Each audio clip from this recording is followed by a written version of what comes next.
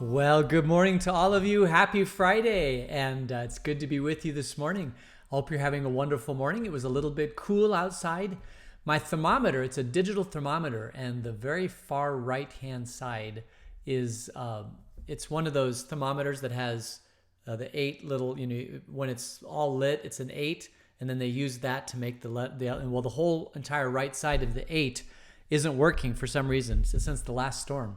And so I don't know if it was 73 this morning or 78 this morning, but it was, or what? Yeah, it was cold. So I was probably 73. I think it's probably 73. Maybe the left-hand side's not working. I can't remember. Anyway, so it's starting to get cool out there, and it's beautiful, and it's so good to be with you. And I hope you get a chance to be outside in the morning because it's absolutely stunningly beautiful. And let's see. A couple housekeeping items. Next week, I'm gonna take a couple days off, and actually, the 2 days I'm taking off are Monday and Tuesday. I know that sounds rather strange, but we've got this conference coming up. It starts on Tuesday night, and I want to make sure I've got everything fully prepared for that. And plus, I'm gonna be gone on Tuesday, so that's why I'm. Tuesday morning I'm going to be gone. So I figure I'd just do Tuesday, Monday and Tuesday, and then we'll be back again on Wednesday. All right. So don't show up on Monday and Tuesday, but show up on Wednesday, Thursday, Friday, and we'll get back together again. And let's see. I have some other announcements too. Birthdays today. What birthdays do we have?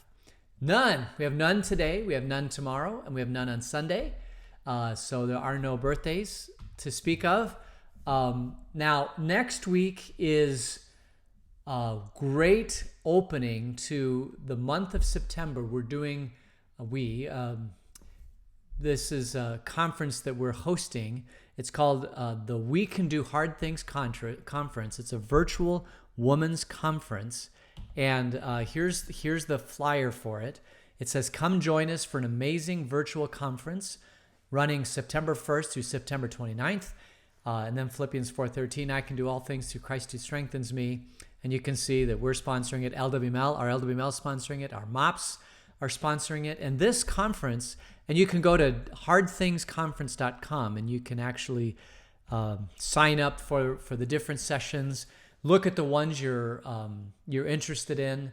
And it would be helpful, a couple things. If you're going to go, we're going to be using a webinar platform, and there are different levels to the webinar platform, and each level that you go is a higher fee, and so we've put it on the level that we think it needs to be. But if there's a surge of registrations right before the event, then we'll need to get to the next level, which is not a problem.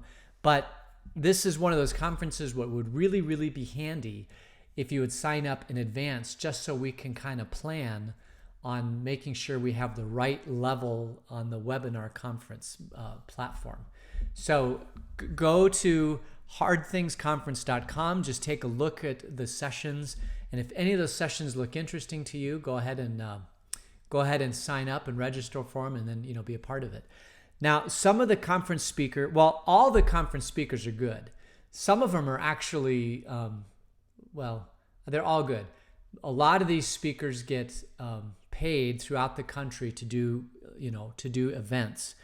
Some of them make their living doing that sort of thing.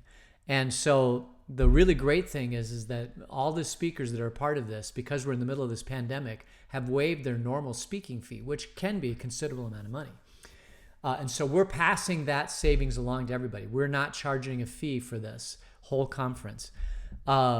Which is a great thing. So, we don't have to worry about collecting payment and all that sort of thing. We talked, that was one of the things that was considered early on. But when everybody started, donating their time, we said, God, this is your thing. If you're providing this blessing to the world, we're certainly not going to stop you from doing that. But because of that, a lot of the speakers are saying that they would appreciate it if we didn't record it and put it on our website, so that if people are interested and they want to see it, they can actually go to some of their other events online and that sort of thing. So You may not be able to find this if you're not live. I guess the bottom line is if you're not live on some of these speakers, you just may miss the whole thing. It's not like we're going to record it and make it available later. Some of them we will, but some of them we can't. And so make sure you sign up so we can just make sure we have everything prepared for the time that you come to the speaker. And I will be speaking at the opening, which is next week. I think it's Tuesday of next week. I'm speaking at 7 o'clock from 7 to 8. And so you'll get a flavor for the whole theme of the conference and why are we getting together. And I've got a little surprise. So it should be fun. So even though you won't see me Tuesday morning, you could always join me Tuesday night, exactly 12 hours later. And then you can join me. So that'd be fun. So that is the Hard Things Conference. So we did have Hurricane Laura go through, and my in-laws who live in Houston were, they opened their windows so they could hear the hurricane and kind of wake up and make sure that they were there when the hurricane completely bypassed them. There weren't even winds. There wasn't rain. It's almost as if, there was nothing going on. But miles to the east, there was devastation. If you take a look at the Wall Street Journal this morning, the hurricane is now a tropical storm. 650,000 customers in Louisiana and 130,000 in Texas were without power. Louisiana emergency management officials said at least 3 people have died as a result of trees falling on the homes. And then hazmat units were responding Thursday to a chemical chlorine fire at BioLab. Now, I don't know if you saw this, but they showed pictures of it. They were just chemicals being spewed. Is that a word? Just spewing out of this lab. And so they said, stay inside, shelter in place, don't open your windows. Well, if you're without power and you're in the middle of the summer and it's hot outside and humid outside and you can't open your windows, I hope you understand that can be a miserable situation. When we lived in Denver, there was one time that there was wildfires, and the wildfires were so bad you could not open the windows because the smoke was just so overwhelming.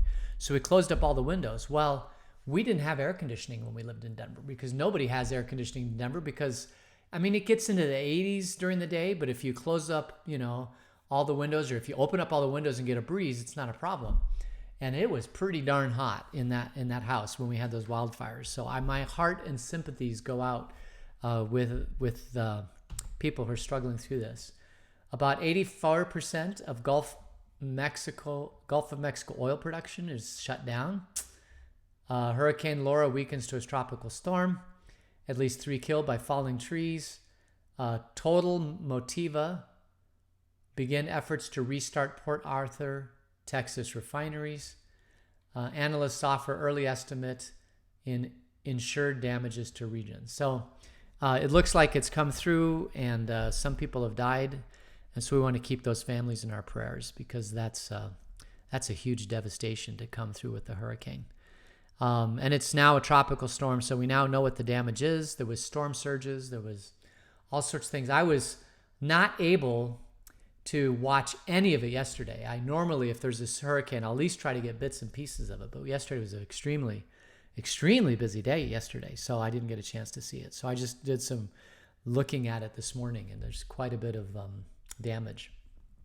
All right, so that's the hurricane front.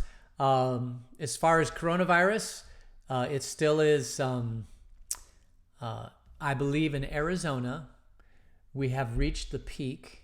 And we are well down what they call the Gompertz curve, down the peak. So infections are getting less and less and less and less. Deaths are getting less and less and less and less. Hospitalizations are getting less and less and less and less. It doesn't appear to be a second surge anywhere that we've seen this. Like New York is not having a second surge. Some of these major cities that saw early surges early on are not seeing a second wave of surges. And so we will find out at some point if there is a second wave, but a lot of people that are looking at this are thinking there may not be a second wave. So that would be really great news, which means we're basically over this thing, and now we've just got to figure out how to unwind if we could probably open up, if everybody would wear a face mask, stay socially distanced, wash their hands, keep doing what they're doing now, then it's just going to disappear unless there's a second wave. If we start opening things up, don't know what's going to happen. But a lot of countries around the world have started opening up, and they're not even seeing a second wave either. So I think personally that we're pretty close to being out of this. The only reason we're probably not out of this is because we're in the middle of a political season, and that brings its own level of insanity to the world. And so I think there's just too much going on for people to think about opening up, I think, is probably what it is. But it won't be long, I think, before we can start opening up and start getting together again, at least in groups. I think the first thing they'll do is say you can open up and get in groups in 50. This would be the CDC. And then it'd be groups of 200, and then 500, and then 1,000. And of course, getting a vaccine is going to help. Getting a treatment. There are lots of treatments. Actually, we've been seeing lots and lots of treatments that are really, really good. The problem is they don't have randomized, double-blind controlled trials, and those take about 3 months. And so if they started those in April, May, June, July, August, all those things are now starting to come out, and they're showing all sorts of interesting things. Some of them are showing really good treatments. Some are showing moderately good treatments. Some are showing no results whatsoever. And so doctors are processing this, and they're trying to figure it out. But I think we are so close. As a matter of fact, if we could put 100% of our energy in this, I think we'd be out of it. But there's so much going on in the world today, in the world of politics and in the hurricane, that I think it's just then they don't have the time to put into this. I guess, I don't know, but we'll be out soon, I think. I think definitely by the end of the year, but I'm praying that's even well before the end of the year. So that's my prognosis, but I thought we would be back together again by now, just based upon the data I was seeing 2 months ago, and it hasn't happened. So yeah, you want to keep people safe. You want to do the right thing, and you don't want to put anybody too much at risk. But being away from each other is also a risk. And that's why I'm happy we get together every day, because it helps me connect with you in ways that keep me sane during this whole entire time. So we are in Genesis chapter 31. And what we left yesterday is that Jacob had fled Uncle Laban with all of his possessions, including his 2 wives, all of his children and everything. And he fled in the dark of night. And Laban was very, very torqued about this. So he pursues Jacob, believing that Jacob has stolen a lot of things from him, particularly the gods. So apparently Uncle Laban had some gods in his house. And unbeknownst to Jacob, his wife Rachel had gone into the house and taken all the gods for the trip. And so Uncle Laban catches up with Jacob, and they have a shootout at the OK Corral. And then Uncle Laban accuses Jacob of stealing the gods, and Jacob is like, I didn't steal the gods. Trust me. Go through any place you possibly can and look at everything and see if you can find the gods. I don't have them. And he's being honest because he doesn't know that Rachel did take the gods. And Rachel, who's a little piece of work, takes the gods, put them in the saddlebag on the camel, sits on the camel, and says that she's having her menstrual cycle. And so, they're going to stay away from her. And she's protecting the gods. And Uncle Laban goes through everywhere. He can't find the gods. And that's kind of where we left it. Laban searched through everything in the tent but found nothing. Rachel says to her father, bold-faced lied, don't be angry, my lord, that I cannot stand up in your presence. I'm having my period. So he searched, but he could not find the household gods. So that's where we left it yesterday. And now we're going to find out that Jacob, I think, is done with Uncle Laban. And he's has what I would call a Vesuvius moment. And we'll get into that. So let's pick up the story at Genesis chapter 31, beginning at verse 36. Jacob was angry and took Laban to task. What is my crime? He asked Laban. How have I wronged you that you hunt me down? And now that you have searched through all my goods, what have you found that belongs to your household? Put it here in front of your relatives and mine, and let them judge between the two of us. So Jacob is like, okay, I'm done. You've looked, you've pursued me, and you're accusing me of doing all these things. So let's have it out right here. Put everything out that you found that belongs to you. Put it out, and let's just have it out, because I'm done with this. So Laban is like, whoa. Oh, and then verse 38. Now, this is what I believe Jacob has his Vesuvius moment. You could just hear him practically screaming at him. I've been with you for 20 years now. Your sheep and your goats have not miscarried, nor have I eaten rams from your flocks. I did not bring you animals torn by wild beasts. I bore the loss myself. And you demanded payment from me for whatever was stolen by day or night. And this was my situation. The heat consumed me in the daytime and the cold at night, and sleep fled from my eyes. It was like this for 20 years I was in your household. I worked for you for 14 years for your 2 daughters and 6 years for your flocks, and you changed my wages 10 times. And if the God of my father, the God of Abraham, and the fear of Isaac had not been with me, you would surely have sent me away empty-handed. But God has seen my hardship and the toil of my hands, and last night he rebuked you. So you can just see Jacob going off at Laban like this. I worked for you all these years. I built up your flocks. You didn't build up your flocks. I didn't even charge you for the animals that were lost. You always told me to pay you, and I did pay. I did everything you asked me to do. We are good. As a matter of fact, I went over the top to bless you. And if God hadn't been with me and I'm leaving now, I'd have nothing. But God has blessed me. He certainly blessed you, but he certainly blessed me. Now we both have, flocks and goods and servants, and you have no right to come after me. And you can just see the anger that's in Jacob's head as he speaks to Laban and lays it out on the line. I mean, we call this in my family a Vesuvius moment because every once in a while I'll have a Vesuvius moment. I don't know if you know Mount Vesuvius, but it exploded, right? Pompeii, destroyed the city. And every once in a while, the volcano erupts. And this doesn't happen many times, but every once in a while in my life, I have what's called a Vesuvius moment where I just lose it. And I'm very embarrassed by it. And I'm not proud of it at all, which is why I don't do it that often, because I feel bad for months afterwards. But this, I try to be calm, cool, and collected. I try not to get things angry at me. I don't try to let things anger me, but I think way down deep where I don't even know about it, they fester. And then there'll be something that triggers it, and I let it all out.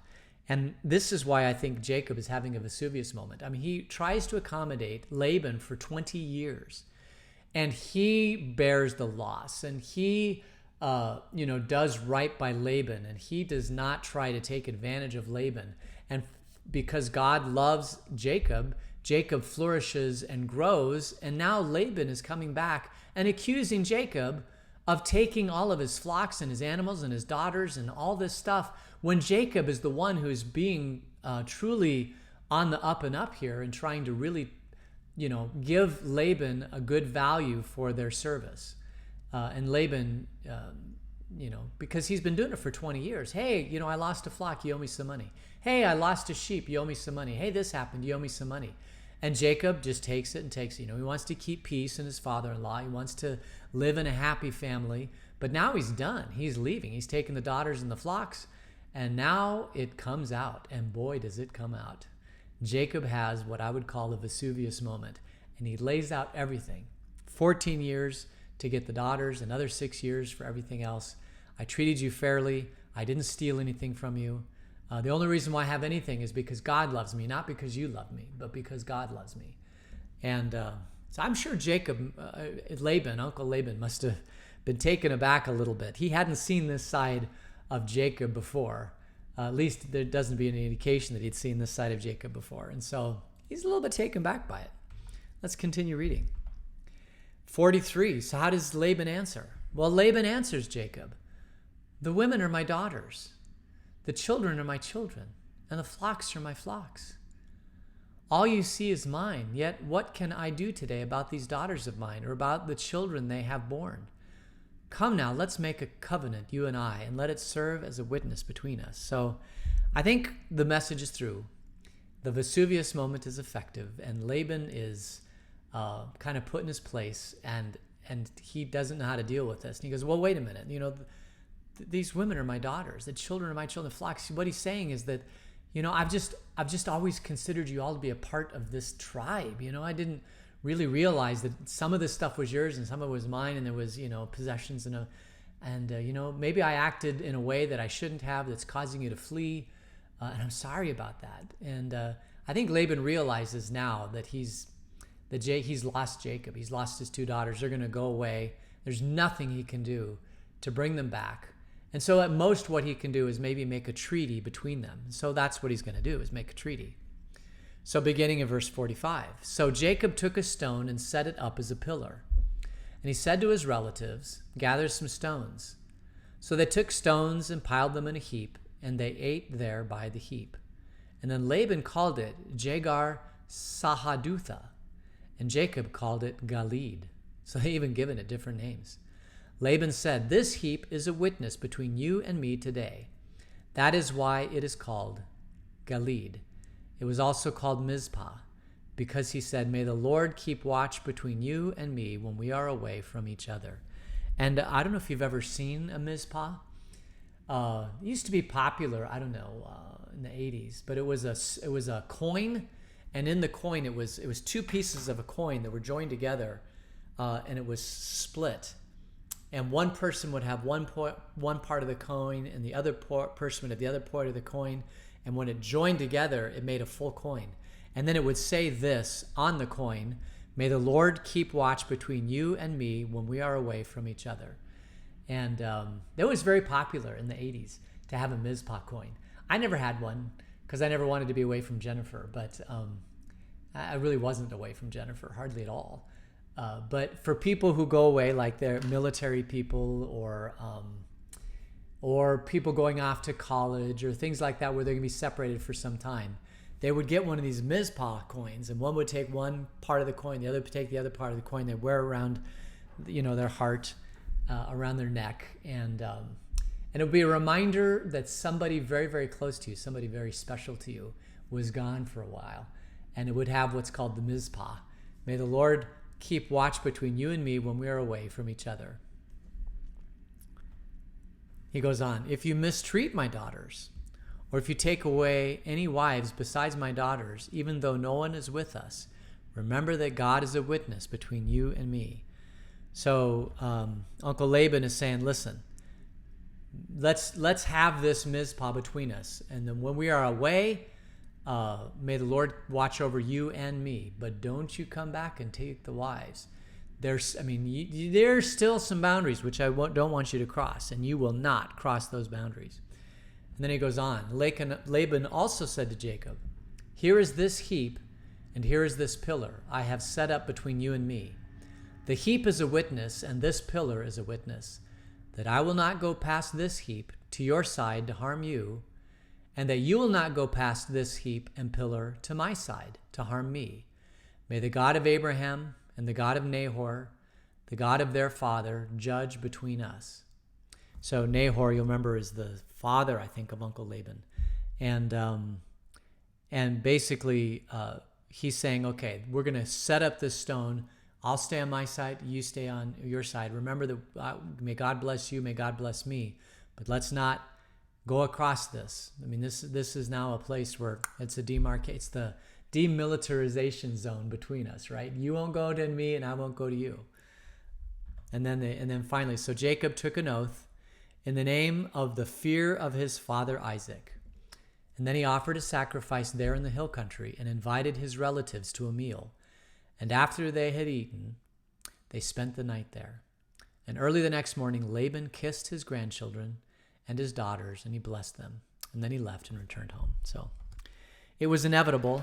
They had 20 years together, 20 years where Jacob was there watching after the flocks. Well, 20 years, watching after the flocks, working 14 years for Laban to gain the right to marry his two daughters, all these grandchildren, bringing so much joy and blessing to the household. And a lot of it is due to Jacob and his efficiency at being a shepherd, and Rachel and Leah managing, the estate. But now it's time for Jacob to become his own man, and so he's leaving Laban, and it didn't go well, and it was never going to go well. There's no easy way to part. If you've ever left home, or if you've ever left a business, or if you've ever left something that's special to you, you know that it's hard. There's no easy way to do it. And particularly, oh my goodness, if you are Laban and this is probably half or more of the joy of his, it's all his daughters, right? All he's got left now are maybe some sons, maybe some other daughters, maybe some other grandchildren, some servants. But this is a splitting of the tribe, I would say, or more. And that's hard for Laban. I mean, it's hard for anybody when the tribe splits, but it's really hard for Laban because he said, I thought all this was mine. I forgot that God had blessed you and that really it is yours. And you can see that Laban has become more docile. Laban comes to the understanding that the best he can do out of this thing, it's going to happen. The split's going to happen. The best he can do is to bless his daughters, bless his grandchildren, love them one last time. Because you never know when is the last time you're going to see somebody.